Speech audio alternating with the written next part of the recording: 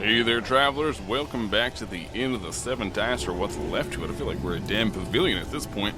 There's a lot of people coming through here, just setting up tents, and, well, not a lot we can do. Hell, I haven't left the inn in a couple weeks now.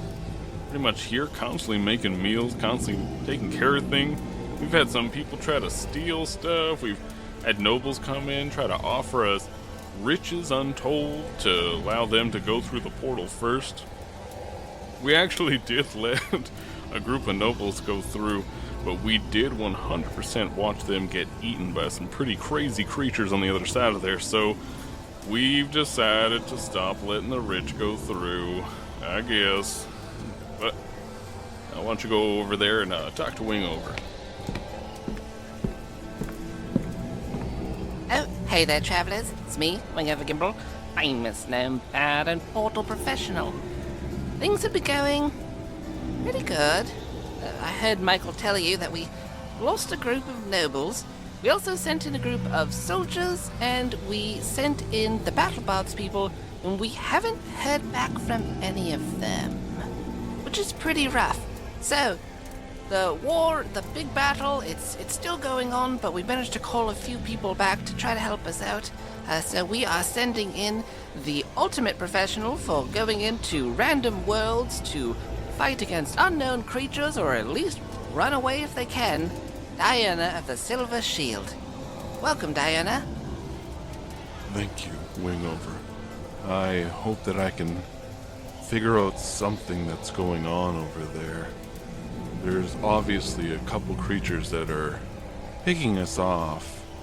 What I'm guessing is that they've probably now set up a bit of an area for themselves, and they're just waiting at the portal to see what food is coming through next. So try to go through there with a few other people, kill them off, and see what we can manage.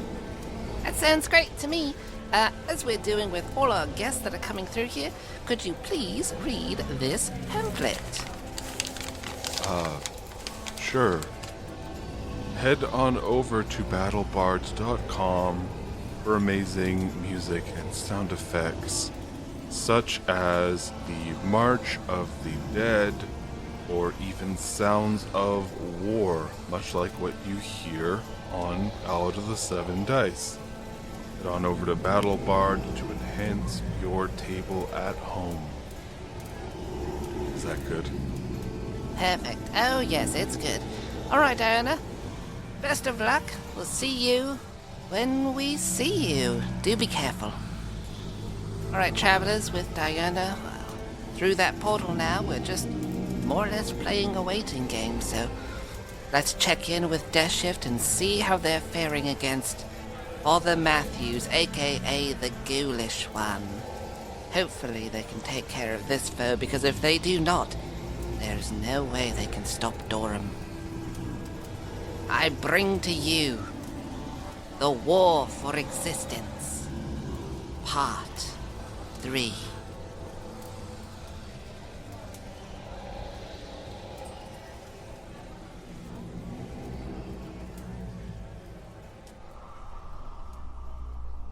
Hey, I'm Brett, and I'm playing Kelsar, the Tiefling Paladin and Chosen of Yetifa. Hi, I'm Humberto, and I'm playing Bordon, Dwarven Cleric and Chosen of Time. I'm Evan, and I'm playing Ronnie, the Half-Elf Bard and Chosen of Chaos. Hey, I'm Robert, and I'm playing MZ, the Githyanki Ranger and Chosen Blood. Hey, I'm Jason, and I'll be playing Draxir, the Dragonborn Artificer And Chosen of Machines.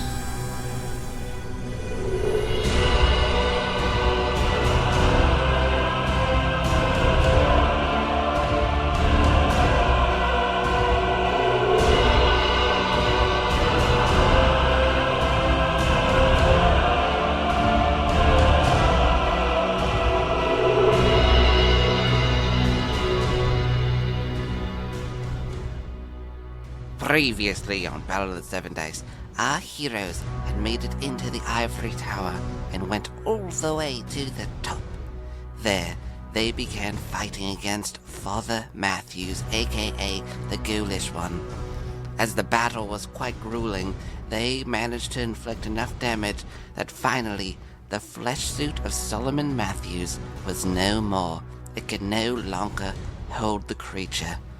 Erupting into a fountain of gore, suddenly there was a creature in front of them, gigantic, purplish grayish skin, hands ending in claws, and a face that gave nightmares to even the most hardy of adventurers. They now faced off against the true form of the Ghoulish One. This creature now stands looking at everyone. I want everyone to re-roll their initiative. 18. 13. Borden is 19 and the eco is 12. 22. Critical miss. All right. So we start off with Enzi. I'm actually going to drink one of the superior health potions that I have. Good idea. 33. So that is the best cherry drink you've ever had. As you just feel this energy just burst through you, you watch as like the hand mark kind of fades on your arm. It's still there, but you're feeling a lot better. And so the potion was a free action, so you're all good. Oh, nice. I am going to do what I do, and that's fucking charge them. All right. Fuck, first one misses. Oh, fuck sakes. I rolled a 2, and then I rolled a 1. Ooh. So the one was with your blade of blood, right? Yeah, it would be. I'm trying to get the most hits in with that other blade. Okay. You swing in with this rapier, and his massive form, he almost just bats it aside. As you were used to fighting when he was smaller, so you're just trying to get used to this new one. And you step down on this piece of ghoul that has been remained from one of the orbs, and your foot slips on it, and you are falling down to the ground. And I'll give him an attack of opportunity on you. Oh, that is a hit. So you take 26 points of damage as you go and you slip, and he sees this and he reacts unnaturally fast. And in this lightning of a blur, Kelsar, you watch as he takes Enzi's head as it's midair and just slams it into the ground. Oh my... And then lifts his hand back up. I'm standing there still in shock of the horror that's in front of me. Just shook. It feels so good being free. And now it's the Ghoulish One's turn. You released me from my prison. First, he takes a Spirit Guardian's damage. So could you please... Yeah, I got 18 on the dice, so you got a 28. So he still takes half damage, though. He's punching, this love-hate, and like it's just slamming into his body. And he's just like, he's in such joy. You see, like, there's such elated on his face as he's swinging his arms around. You freed me. You brought me into this realm. Now I can test your might. Are you going to do a death shift? Are you going to save the multiverse, or are you going to die? And he goes to swing at Kelsar. Kelsar, the first swing comes in, and you barely raise your shield in time as it clangs off, and you feel this vibration through your arm. And then as you're like just blearily trying to look around, the other claw comes in, slamming into you, and you take 21 points of damage. And he looks down at MZ, and he like crouches down, almost like spider-like, right near MZ. And MZ, you look up as this massive head is above you, this huge grin, these serrated teeth, and he just bites down on you. MZ, you take 27 points of damage as he rattles around your body like it's a dog with a toy, and then lets go and just lets you like fall down to the ground as your blood just starts pooling down. Jesus fucking Christ almighty. And he cracks all his body as he's like standing and stretching to his full might. and he just slowly turns his head like an owl. It just turns all the way around as he looks at the rest of you and smiles. And we go from the Monstar to Boredon. So Lucas, I won't do this like this turn, but does teleport, like, does it belong to like the realm of, you know, can I cast teleport? Is it like a time magic thing? On Final Fantasy Tactics, it is. Yeah, I understand the ways of Final Fantasy Tactics. Even with being all juiced up, you can try to put him in a different time. I don't want to put him on a different time. But like you wouldn't be able to just teleport him. You could... I want to teleport the orbs inside of him. Oh, I see. Whoa. So there is nothing that wreaks more havoc than something inside of you. It doesn't matter, like, you know, your shell. That's Guardians of the Galaxy 2, you know? They taught us. Weaker on the inside. Some Ant-Man's plot. I can't say with time you wouldn't, because time would have to then bring in the assumption that these orbs moved during that time, and at the moment they're stationary. So I don't think you would be able to use time magic to move the orbs. I mean, it's just teleporting them to somewhere else. It's not like, okay, so I don't think like you could use your time ability to manipulate it, is what I'm saying. There's someone else in here who has powers you can talk to. Did you mean Ronnie? I don't know if I can move. Well, I guess. Try and combine strength. But I'm not going to do that right now. I'm going to cast heal on Kelsar. So he heals 70 points of, like, 70 hit points. Holy fuck. It also ends blindness, deafness, and any diseases affecting the character.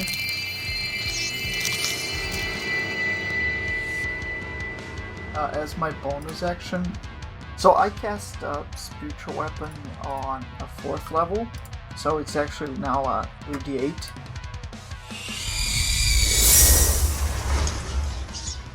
Roll to hit with it. I got 20. Yeah, we'll say these things can critical, because why not? It's a weapon. Roll some percentile. So I got 20. Alright, so just times your damage by 2. 32 damage. This blade slices right into the Ghoulish One, and he just wasn't expecting it. The spiritual weapon just appears, piercing into him. He howls out in pain. Everyone make me a Constitution saving throw. Oh, here comes the bullshit. You know, it's just called attacks, because if he had one attack that you all wail on him for 30 minutes, then he strikes once. I got a 19. 18. 26. Woo. 13. Alright, so Ronnie and Kelsar. So everyone takes 10 points of damage, and Ronnie and Kelsar, you are deafened for 4 turns. Iku is also there, right? Oh yeah, make a saving throw for them. So I got 22. Alright, so it just takes 10 points of damage. Kelsar and Ronnie, your ears are ringing. You can't hear anything. It is that scene from Saving Private Ryan, like you feel dazed. It's just like this constant wee sound. For the next 4 rounds, if anyone tries to speak to you or direct you or anything like that, you have to make a perception check to see if they're pointing at anything, but you can't hear anything that's going on. From Boredon, it goes to Kelsar. Kelsar casts Lesser Restoration.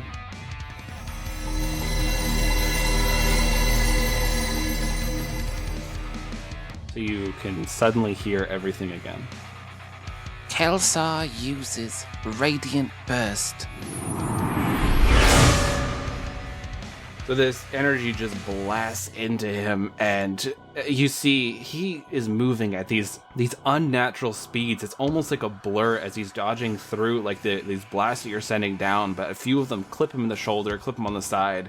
As you see, it's just burning his flesh right off, and his smile is growing even larger if it was possible. He's like, Looks like I'm gonna have to rip those wings off you next. it goes to Drexier. I'm going to cast a 3rd level Branding Smite with my bonus action. Okay. And I'm going to throw a couple of tridents at the Ghoulish One. One is a 27 to hit, and one is a 25 to hit. Both hit. Oh yeah. So those are going to do 10 and 8 piercing respectively. Okay. And using the Arcane Jolt will heal Calsor for, oh, that's a big roll, 15 HP. So you just hurl your trident, and it's like sailing back and forth as you're like spinning and throwing it again as this electricity just arcs across, directly hitting into Kelsar. And as always, it's weird. When he gets electrocuted, he feels better. And then, I gotta roll Branding Smite damage also. I almost forgot. So I rolled almost max damage on that too. 17 fire damage. So this fire just like washes over him, and he looks annoyed your way and looks back at Kelsar and MZ as the Ghoulish One is radiating this sickly light. Because even though it's like a normal light that you would have normally cast off, just because it's in his radius, it's just like you see this corruption just emanating from him. It goes from Drax here to Iku. Lucas, I also fucked up because Planar Ally, it does not require concentration, but Conjure like Celestial it does. So does Spirit Guardians. Which one would you like to keep? Basically, I will say just because you had Doomathorn's power in you, you're balancing the two as a way to retcon that, but we'll say right now it's beginning to be too much. So which one would you like to keep? I'll keep Conjure Celestial because so much stronger, right? Okay, so you see your Spirit Guardian just disappear, this twinkling, shimmering in the air. And it flips the bird. I make Iku transform into a werebear. Wereboar, not the werebear, wereboar. She transforms into this large wereboar. It looks just like from Ninja Turtles. It's ready to bro down. What's it called, like Bebop? Or yeah, Bebop and Rocksteady? I don't know which one's which. Rocksteady's the rhino, Bebop's the full boar.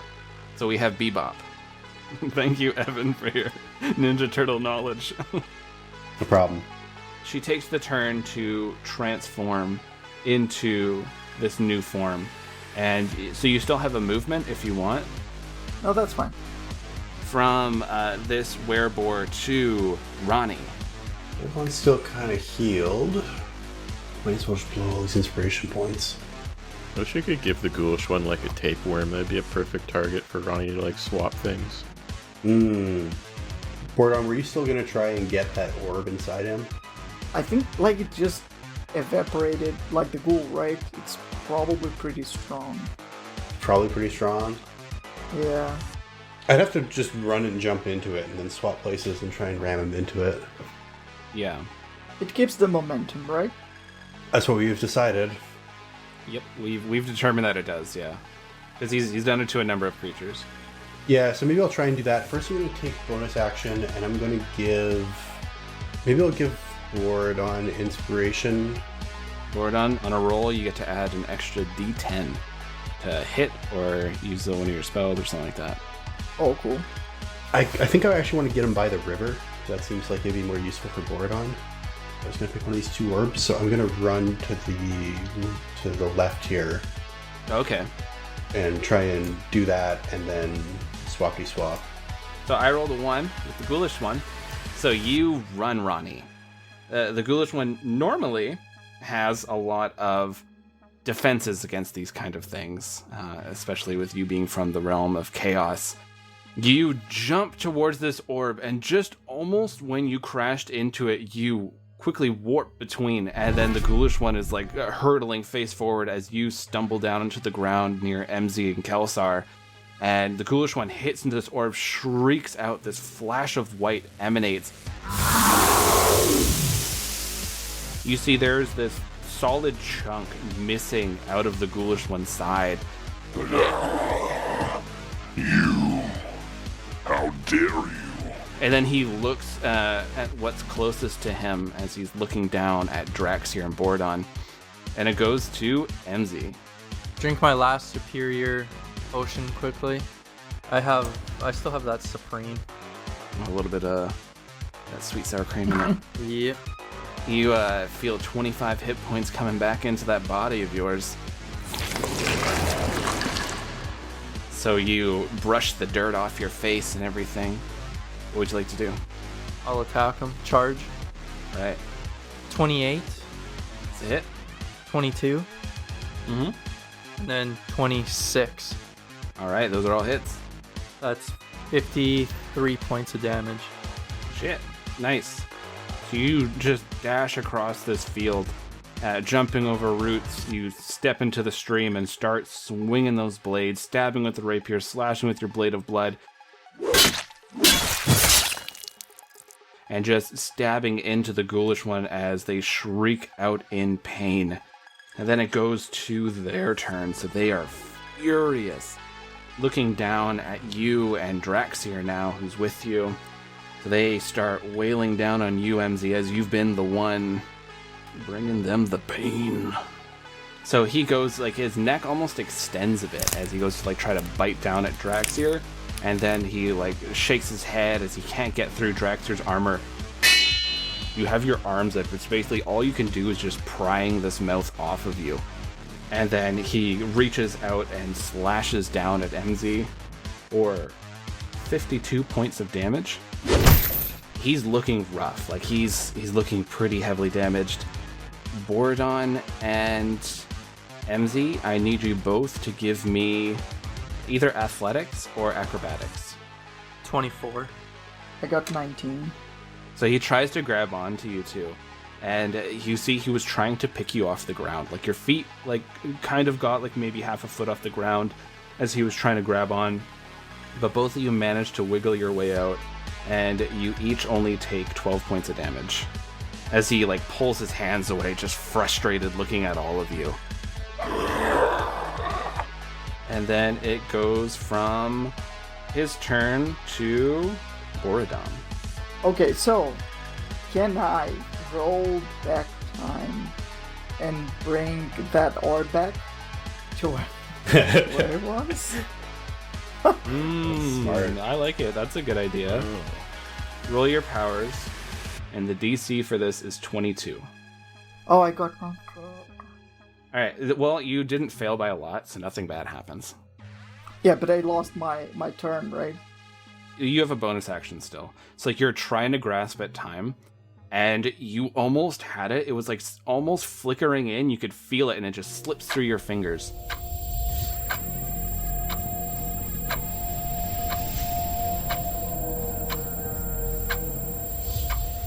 Because this place, it just feels weird. Remember before at the very beginning of the battle, I was telling you that it feels ancient. It feels so old. It's almost outside of everything you know. So you're trying to reach through it, and I will give you give me either a religion or an arcana check right now, Bordon. I just got 32. Jesus Christ. So when you stepped up to the top here, you left the material plane. You know that much. You knew already that you're kind of in this like pocket dimension, but now you realize that you weren't exactly in a pocket dimension. You're merely in like a node of the far realms. Where you are is starting to crumble away from everything that makes sense. And that's why you're having such a hard time pulling the Celestial in and trying to manipulate time. But you're getting really close. You managed to actually pull in the Celestial. You're still managing to access these powers instead of just being powerless here. As you assume, if Doomthwin was still alive, you probably wouldn't have any powers here while you were here. So he had to go. So you're kind of like cluing in, like, okay, that like I'm not in the material realm anymore. So what I'm going to do is I'm going to heal MZ with Healing Word. So I got, well, it's 19. Hey, there you go.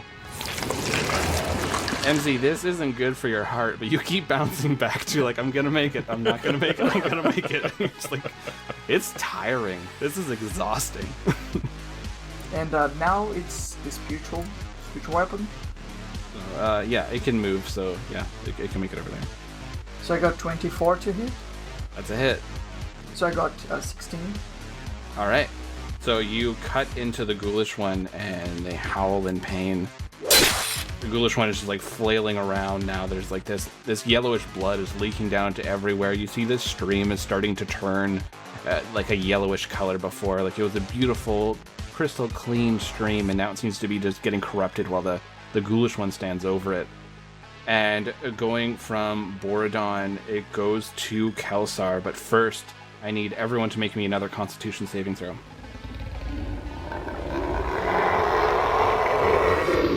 Oh, I got nat 20. I got a 21 altogether. So I got 24. I got a 12. 27. So the only one affected by this is Ronnie. Everyone still takes 10 points of damage, but Ronnie, you are... I think you were deafened before, so it just an extra turn, goes for longer. From there, it is Kelsar's go. So Kelsar, you are in the air, flying way back. Okay, so I yell at Matthews. Hey, Matthews! I got something to tell you. What? You're not the only one that's wearing a second skin. And I transform into my full Nephilim form. What does that look like? His physical body looks completely black, but he radiates a brilliant light around him. So kind of like a humanity soul, like humanity from Dark Souls in a way. Yeah, that kind of color. There it is. It's time for you to feel fear, the first time in your life. And I charge down towards him to stab him in the head. Okay, roll the hit. 27. 27's a hit. And your second attack? 27 again. All right, roll that damage. So the first hit is 28.5, and the second one should be 24. Sweet. So you just rocket through the air. Just start attacking the Ghoulish One as he's standing there in this river now. And so he has all these little gnats all around him. He's getting frustrated. He looks bloodied as hell. He's starting to look a little worried. And you see he reaches into his mouth. He pulls out what it seems he pulls out like his jaw. Like it has like the jaw bones, the teeth connected. And he slams it down onto the ground. I need everyone, including Kelsar, while you're up in the air. I need everyone to make me dexterity saving throw, as he is removing his bite ability. I got a nat 20. I didn't pass. I got an 8. 22. I got 12.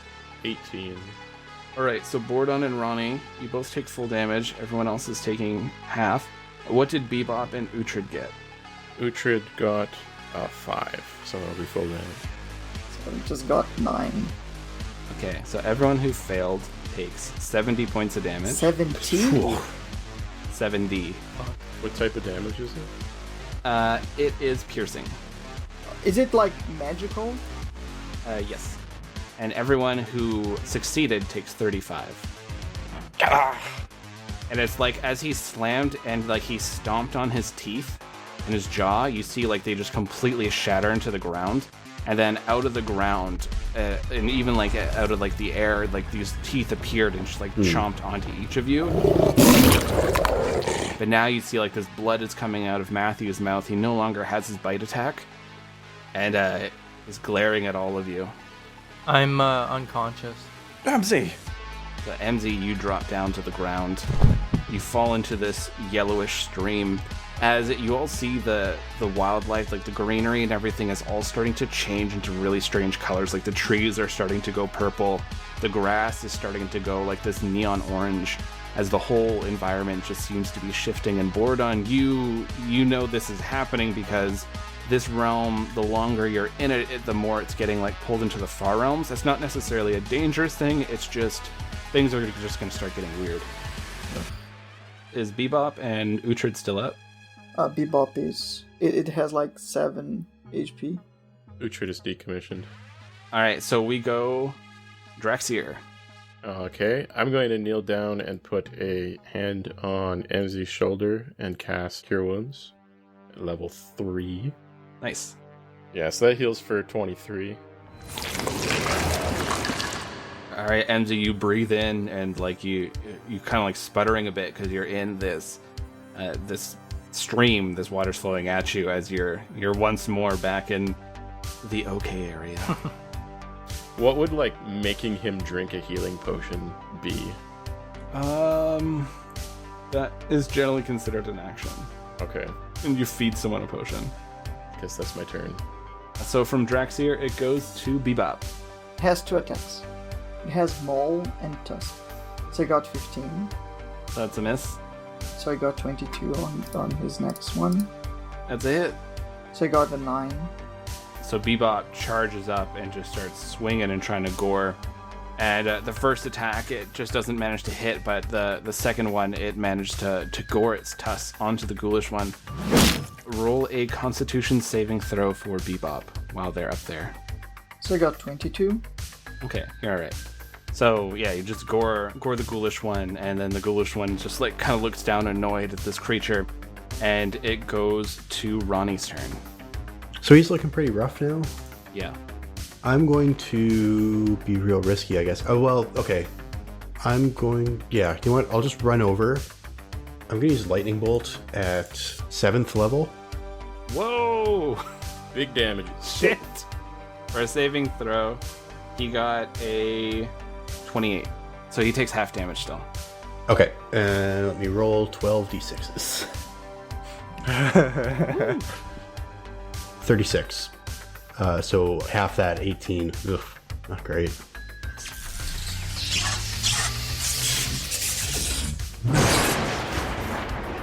You electrocute this Ghoulish One, and he just turns towards you. There's so much blood coming out of him, this yellowish blood. And now he's sizzling, and he's just looking at all of you. And just the sneers on his face. You think this is enough to defeat Durham? Show me what you got. Emzy, what are you gonna do? You are laying down in a stream. Yeah. I'm gonna... It's going. yeah, Let the stream take you away. I'm done. Log out. I'm going to attack him. Alright, hook him up. 18. That's a miss. 20. That's a hit. Only one. Fuck. 20 points of damage. So you are swinging wildly. You're so weary. You're barely standing on your feet. Your one last hit, you stab into his leg and rip it out. Your feet like shuffle a bit in the streams. You're just trying to hold yourself up. And he is also looking about in a similar state as he's looking at all of you. I didn't think I'd have to use this one. Shit. Oh, God. As you watch, as he takes his claws and he cuts inside of his chest, opening himself up, much like he did to Emzy in that inn. The very beginning. I was wondering where this fucking thing was. He opens himself up, and you see his like chest cavity and abdomen open into this massive gaping maw. His tongue is flicking out, and he's going to attack Kelsar and Emzy in front of him. Shit. Before my turn ends, is it too late for me to drink a health potion? That's a free action, so I'll let you. Shit, 51. You might live now. What is your hit points, Kelsar and Emzy? 59. 74. He goes to attack you, Kelsar, and you, Emzy. And he like lunges forward. This gaping maw grabs the two of you, Oh no. pulling you inside of him. As he closes his arms around his chest. It's slimy in here. The saliva, as it drips down on you. You hear the sizzle on your armor. You feel the sting on your skin. And then these teeth start just biting into you inside of him. You each take 65 points of damage as he's basically consuming you. You just feel the blood being drained out of you. You watch those of you outside of him. His legs and arms snap and crack, and now he's in like this that spider-like pose he was before. His head, the maw, starts opening up incredibly wide. This dark void is inside of it. He starts shaking and twitching as he's crawling towards all of you. You feel this energy is building up in this area. He is using Kelsar and MZ's connection to the far realm to do something, but you're not sure what. Borodon, you saw this happen, and you hear them inside screaming. You see this creature now is on all fours. Its mouth is opening, and you see like the vacuum. Little bits of water droplets are starting to move up towards it. Rock, sticks, all that kind of stuff is starting to go inside as his mouth is continuing to elongate. I'll cast Mass Cure Wounds. Okay. So everybody heals 23. Nice. So Kelsar, you breathe once more as you're being digested, and you just see nothing but black. And like you could see MZ beside you struggling. Like he looks rough. Blood is everywhere. His like carapace skin is cracked. You see your hands are mangled. Like you are looking horrible. So do you have another crazy bonus action, or are you tapped? Now I'm going to use Mass Healing Word. I'll literally take 2 extra hit points right now. Okay, it's going to be more than 2. Like, it's going to be at least 6. So I got 9. Oh, everybody heals for 9. I'm pretty sure the 2 people inside there will take anything they can get. So Borodon, you are basically like a healing factory. You're just like shooting out all this positive energy. Your hands are moving. You're speaking like all these holy words as you're quickly casting all these spells. It's the spiritual weapon turn now. So I got 24. So it dealt like 9 points of damage. So your spiritual weapon slices into Matthews, and when it cuts a hole, it's almost like the same as his mouth, and now there's like a little hole there that's like dragging in stuff. But you do see, like, you did hurt him, but like now you just see like that seems to be what's happening inside of him. And it goes to Kelsar. Okay, so the hole he cut into him, can I see it? High or low? Low. No, you cannot. Shit. Okay, is it possible for me to like cut like a hole through him and then grab MZ and get out? You could try. You'd be at a disadvantage because you're kind of trying to maneuver a sword while you're being compressed. Could I expand my power to use like radiant energy to fight it back? Or would that be a disadvantage as well? I'd let you. You're trying to like burn him from the inside? Yes. Yeah, I'd let you do that. Okay, so that'd be spellcaster then. I got 19. Okay, so last time we said 3d8 plus your charisma. 16 damage. So Matthews is lurching towards all of you. This radiant light inside starts like peeking through the slit in his chest. His head is twitching, his body is moving erratically, and you watch as his whole innards are vibrating and he just explodes. There is guts and flesh. His head flies clear. And Kelsar's there. He's in this form still, radiating energy. MZ, you spill out onto the ground coughing. You're covered in this digestive fluid. And you look at the Ghoulish One's corpse, and it is no more. You've killed the Ghoulish One.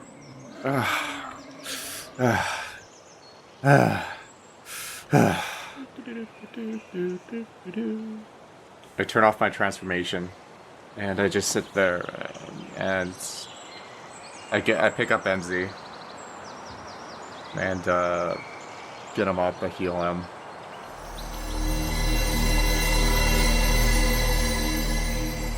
Is everyone alright? How's everyone? I said barely. I'm feeling quite fine. We did it. I ended up on max health at the end of this battle. Wow, that's impressive. We did it. We killed the Ghoulish One. But I don't even feel happy about it or anything. like we have to hurry because we're being, like, how can I say that, Lucas? We're not being like teleported to the far realms, right? No, it's more like this place was always in the Far Realms. It's just in the Far Realms, how things go is the land constantly shifts. So, like, it'll constantly change. The only reason it was staying stable here is because Matthews was here, and he was making it stable. But basically, this land will just shift. It's not dangerous, necessarily. It's going to get weird. Okay. That's all. So we're not in an actual danger. Yeah, you're not in danger. Okay. This area is fine. It's just, like, the colors are shifting. Maybe, like, one of the trees will, like, have a face on it for a moment, and then the face fades away. Maybe some of the water turns into, like, Mountain Dew. It's super fucking weird here. Like, everything doesn't make sense. Sometimes, like, you see a bird flying backwards, and it's inside out. Okay. There's no time to waste, guys. I need a rest first. A long rest.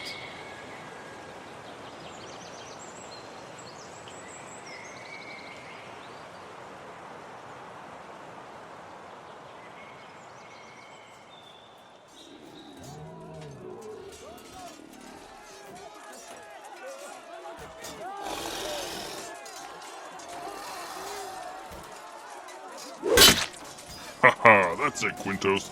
Just like that. Just keep knocking them down as they're coming through. I'm pulling as many clones as I can out of my form, but I feel like I'm starting to feel rough. Don't you worry, we just have to hold this line. The supplies are right behind us. As long as we hold this for the rest of the day, I'm sure this war will be wrapped up. Has anyone ever just wrapped up a war in a day? I'd say no. No. Well, we don't have a lot of choice in that matter. We just have to keep at it. Say, Sarkoff, I have a question for you. Ask away. Your home was here, was it not? Nope. Different world. Well, how are you going to go home then? I can't. The world's gone. I failed to protect it. I failed the Mythos War, and I barely managed to get out of there alive. But if that's the case, then what are you going to do after all this is done? I might just do some research, just really kind of dive into things. I don't know if I'm gonna stay in this world. I heard there's a portal being opened up. If anything, though, I might just go to the New Geld Spar. If you're going to the New Geld Spar, I'll go too. You're in a singing mood now? Behind you. What? Oh, that smarts. Oh, that's going right through. It's not fatal, though. Not fatal. Can't hold my hammer. Very well then. We're going to have to take you off the front lines. Lucky you. Lucky you. I'll have to use my creation. What creation? I call it TI 444. I kind of fucked up a lot of versions, but this one I'm feeling really confident about. Come on in, TI. I am ready to assist you, my friend. That's right. I'm your friend, your friendly Quintos. Now, proceed to eliminate the ghouls around us and help my clones so we can pull Sargoth back behind the lines. Very well, my friend. But then, may I leave? Only after you're done your meal. You can't leave before you're done eating your vegetables. I understand. I will finish killing these creatures, and then I will go looking for my other friends. I think they might still be alive. Very well. Now Get out there. Alrighty, Sargoth, let's take you back. Stop humming. Stop humming. No.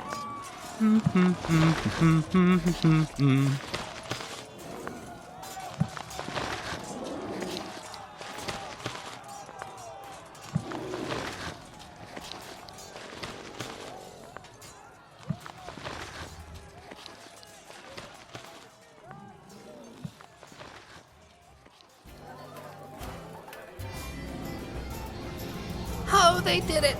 They did it! I can't believe they did it! Oh, we are celebrating here, travelers, because, you know, I could read things from this book or what's going on. We all heard Death Shift take out the Ghoulish One. We honestly really thought they were dead. Drexia didn't even really get touched much that battle. Oh, I'm so excited to... Oh, they did it! They actually did it! Now it's just going to face off against Durham. Hopefully they're not too late. We've already lost quite a bit. The wall is starting to come towards the shore. I think we may only have a few more days left, but we'll see what we can manage. The portal itself is in a very steady way. We have heard back from Diana, so Diana is setting up a bit of a strategy to try to take out these creatures on the other side. Said there's quite a bit of them out there, so we've called back a few others to help out. But it looks like things are going well. There is still some bloodshed happening outside of the tower there, the ivory tower, but things are turning our way. This is exciting. All right, travelers, remember, check out our Patreon. It helps us support the show. It helps us buy music, sound effects, artwork, pay for hosting, upgrade equipment, all that good stuff. Without that Patreon, honestly, we wouldn't have the show we have today. So all the help through the Patreon helps us tremendously. Also, head over there, help us fight the war against the algorithm. Any review that you can give us is incredibly helpful, but remember, if it's less than 5 stars, it pretty much shoots us in the foot. So even if it's just like 5 stars, rad as hell, you can put that in there. That's great. Alright, travelers. I'm off to go celebrate with everyone. I bid you all adieu.